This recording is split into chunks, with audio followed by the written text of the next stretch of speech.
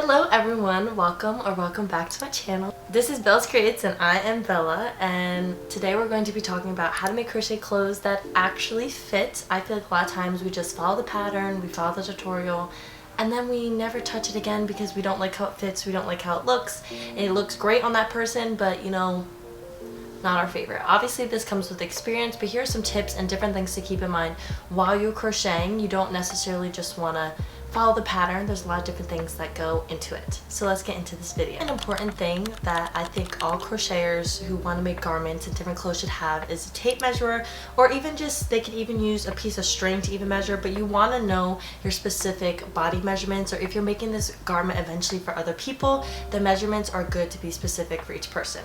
I'm going to link down below different videos on how to measure your own body, but it's important to know how you want it to fit. If you want to measure your waist, your bust, your hips, there's a lot of very common measurements. It's not that intricate. You just would wrap the tape measure around your waist or whatever you want to measure, and to keep that in mind while you're crocheting, because sometimes you could go off of the size, but the yarn itself will literally tell you how big it's making it. So it's good to just know the exact measurements, and this also helps you replicate the pattern later on in the future because you know exactly how many of different things you need based off of these measurements. You also want to keep in mind the type of fit that understanding the type of fit that the garment is going to be. For example, all my sweaters that you see are all going to be loose, flowy, oversized fit. I don't really make tight fit clothes because I feel like that's, in my opinion, I like how the loosey flowy look for crochet garments. But if you want to make something like a crochet top per se, then you want to keep in mind how tight and exact you want the measurements to be, and how much stretch you want and different stuff like that. It's important to know variation of how you want your piece to look. I have yet to do this, but I'm definitely going to soon because I want to know exact, and eventually I want to start making patterns, so it's so important to make a gauge swatch. I have heard nothing but terrible things about gauge swatches. People do not like to make them, but they are so useful. Basically what this is you will make a square, like it'll be like a 4" by 4" square, and you want to count how many stitches it took to make this much, so that you can use that to make different variations, different ratios to mathematically convert different measurements. For example, say it takes me 10 half double crochets. I don't know if this is true at all because I haven't yet to make one, but say it takes me 10 half double crochets wide and then like 9 half double crochets tall to make 4 by 4. So then now I know if I need 16 by 16, then I would need 40 by 36. Wow, such quick math. So proud of myself. But yeah, those are definitely gonna come in handy, and also this comes in handy so much if you want to steam, which we'll talk about later. If you want to steam your pieces, then you can measure out the stretch. So if I know I had 4" by 4" and then I blocked it or steamed it, then now I know it's going to be like, say it increases to 6 by 6 or something like that. That's going to help me keep in mind that I can make everything around 4 to 6 is like basically doubling it. I'm pretty smart, but I can't do that in my head. It's like 2/3 less steaming, I guess. So that would be like, whatever. You know what I mean. Like you can just convert the numbers mathematically and all different stuff like that. But I definitely want to do that because I plan to make patterns, but I don't necessarily want them to be specific sizes, so I might do measure on your own. So all this comes in handy because instead of doing sizes, you do it the exact measurement you want based off of your gauge swatch, based off of what I did, all different stuff like that. So yeah, you definitely should use that while making patterns, because even someone could say, okay, for this size you want to do a small, you need this many chains, but then say you have a lot tighter tension or maybe a lot looser tension, then the chains numbers don't matter at all because it's going to end up being a different size in the end. So it's so important to make a gauge swatch. Depending on the garment you want to make, also is important to keep in mind the type of yarn you want to use, because the yarn is going to react in different ways. It could either be super stiff and thick, flowy and loose, small, depending on how you want the piece to be. For example, I wouldn't really necessarily use a really thick chunky yarn for a crochet top, because that kind of, unless that's like the fashion, you know, there's lots of different things that you can do and creativity, unique ways to crochet, but you don't typically see thick chunky yarn in a crochet top because that'll just make you sweat, it'll be stiff, you won't like it. But you want to go more for like a loosey look. And even For crochet tops, I would say suggest even smaller yarn because I feel like that allows for more flexibility and stiffness. You just want to make sure you choose the right yarn, and this could also go for the texture, not necessarily the flowiness of how you want it, or the see-throughness or how long you want it to last, and different things all go into that. So I would definitely do research on your yarns. There's lots of variation. I typically only use acrylic yarn, but that's because I just have yet to be able to afford and figure out, I don't know, I'm not trying to try new things as of right now. Maybe older me will branch out, but until then, acrylic girl. So I would learn to make adjustments on how you kind of want it to fit, how you want certain things to look. Do not be afraid to adjust the pattern at all. Maybe you want it to be flowy, maybe you want it to be tighter, maybe you want the bust to be different. Like, you can, I feel like patterns are more supposed to be a guidance, and like tutorials supposed to be a guidance, but then you kind of get the flow of things. For example, you need to know the power of increases and decreases and how they change the shape of certain things. For example, I would say a lot of times people, when they're making sweaters, if they want the sleeves, the ends to be super flowy and loose, then you would add increases ever so often. You can adjust the pattern how you want, but then if I wanted my sleeves to be tighter at the end, I would incorporate decreases and all different stuff like that. Even when I'm making the neckline of a lot of my stuff, you can do the neckline how loose and tight that you want based on how many decreases you incorporate, how many rows of ribbing, and just different adjustments. Like, I really encourage adjusting patterns, and don't be afraid to, like, it's not a step-by-step you have to manual. If you do this, it won't finish, but you also want to keep track when you make those adjustments. But I think this is a great way to personalize, because some people have different tastes in different things, but you want the overall project, so you can make adjustments to your different pieces. Which kind of brings me to what I was talking about before, how you don't really just want to rely on the sizes. It could say medium, it could say small, but like, I feel like that can have so many different interpretations in the real world. Like, I feel like medium could be small to something else, especially when it comes to crochet, because you could be changing all these different aspects. I would go on the measurements. I would look up kind of more the numerical aspect, less the word aspect, and really use your own interpretation of that. I would really use exact measurements over just the pattern sizes. Also, it's good to keep in mind the stretch direction and how stretchy the fabric is. I'm saying fabric, but I really mean like the stitch. The stitches I'm going to be using. For example, single crochet doesn't really have a lot of give, but the stitch itself is just more, it's more opaque, and it's not, I think that's the word, it's not that see-through, so it is ideal for tops that you don't want to be see-through, but it's not really that stretchy. But you're gonna get more flowy, stretchy things as you go up in the stitch size. For example, half double crochet is a little more stretchy, but it's kind of more see-through, and it's just keeping all that in mind. But I know there are a lot of stitches that are stretchy and not see-through. For example, if you did single crochet with back loop, or a lot of other, there's just a lot of other examples, but you just want to kind of know the stitch you're using beforehand and to keep that in mind. And that's what I was also saying, knowing how much, if you're going to steam it later or block it later, know how much it's going to expand, because depending on the stitch you use, that's how much it's going to expand when you steam it or block it. For example, I know that if I'm steaming single crochet, it's going to expand a little, but not as much as if you were to steam like triple crochet or double crochet. That's going to expand a lot and loosen it and make it very flowy. If that's what you're going for, then that's fine, but just keep that in mind when you just want to kind of know all the aspects of your stitch when making these clothes, so that you can get the best outcome possible. Another thing, I think this is something that we get lazy with a lot of times, is when you have to sew the different pieces together or sew the seams together, you want to make sure that's precise as possible, because I feel like once you put the piece on, you don't want it to be uneven, unsewed, I don't know if that's a word, have holes in it and all stuff like that. You want to make sure that you take the time to sew it correctly and neatly, even hidden. I've learned personally, if I'm using the same color yarn to sew it, like if it's just a mostly same color piece, like one color, I'm saying same color, but whatever, like say I'm crocheting with tan and then I'm sewing the pieces together with tan yarn, I found that I like to sew right side out, because you cannot see the seam at all. And that's just something I've learned through experience. But you want to kind of get a feel for how you'd like to sew, maybe using stitch markers along the way, maybe you slip stitch, maybe you kind of don't want to be able to see the slip stitch at all, the one where you kind of just pick up the loops with the yarn needle, depending on how you want to do it.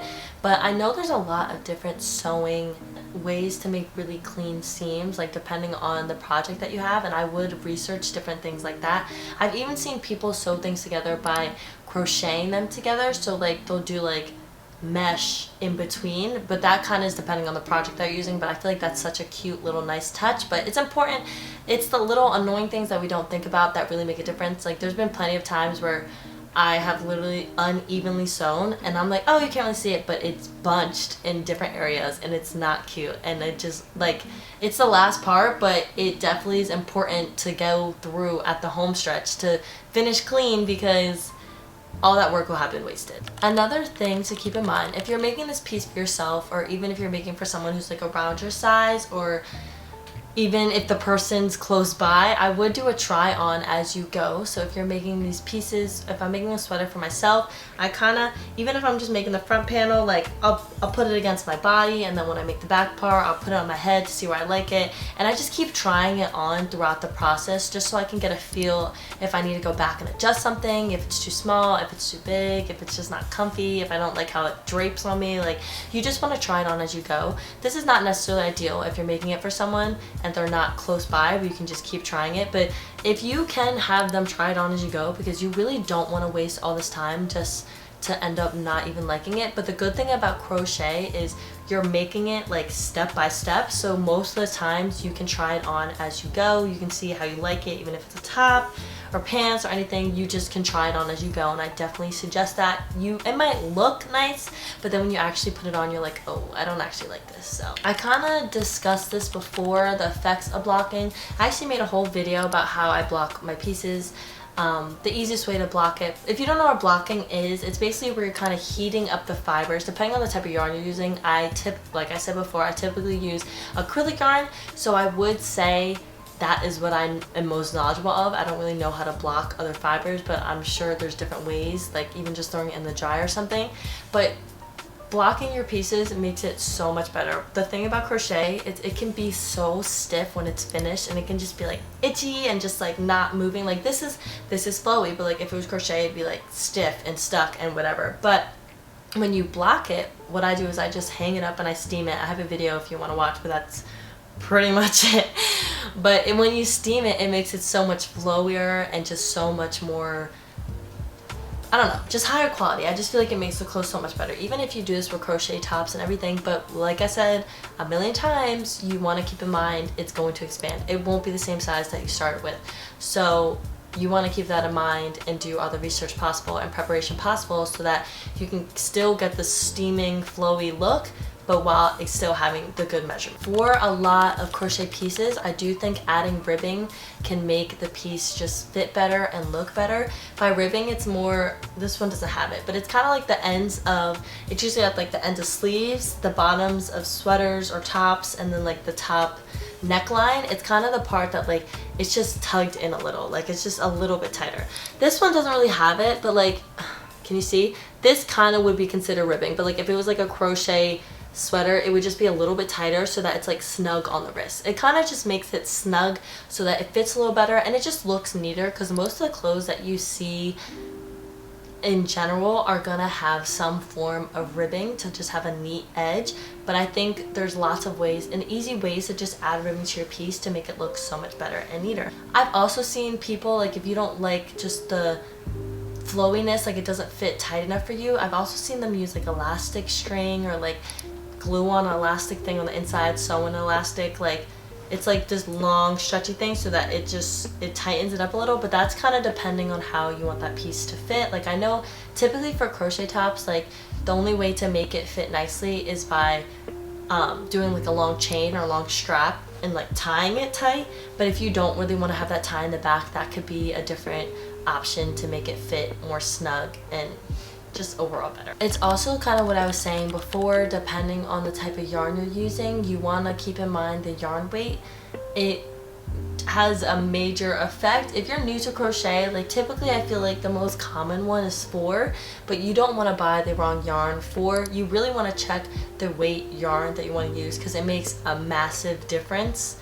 I really think that weight 3 yarn and weight 4 yarn are completely different, and then weight 5 yarn and weight 4 yarn are completely different. Like, you're gonna get a whole different piece.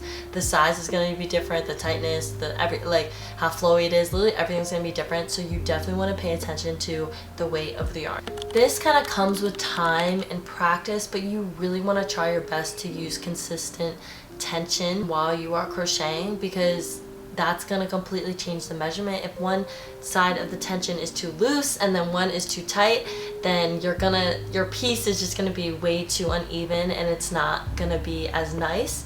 I have seen lots of people use tension rings and all these other things. I typically just weave the yarn throughout my fingers, and that kind of helps me with the tension of crochet, but that's just how I was taught when I was younger. I'm not the best at even like showing that, but that's just how I crochet. I'm trying to think of like other ways people do the tension, but it's really important that you have consistent tension because that's just a whole different project. But it really does come with practice. I would say a lot of beginners, like, it's gonna be all uneven, but like as you get the flow of it, so I would definitely practice tension so that before even making clothes, because it's just gonna be, you know, not your favorite. I mean, you could try it out nonetheless. It still could turn out. Sometimes it's really not that deep. Like, I think we get into this idea that, oh my god, we have to crochet every stitch, we have to crochet.